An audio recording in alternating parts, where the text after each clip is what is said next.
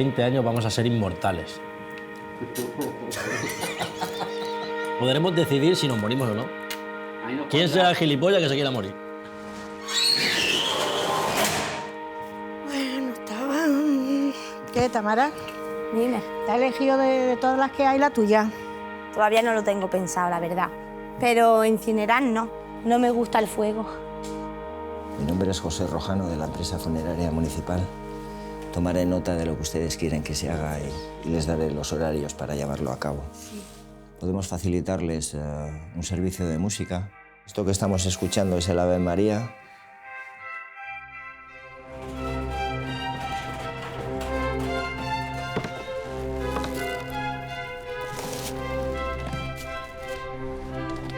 Cuando murió mi esposo, he visto un ángel a los pies de mi cama.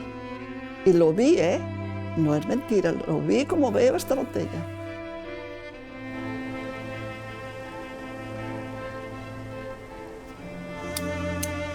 ¿Tú imaginas el final del mundo o no? Pregunto, no lo sé. Sí, claro. A mí me parece esto va a pasar en América o México, por ahí ya falta poco.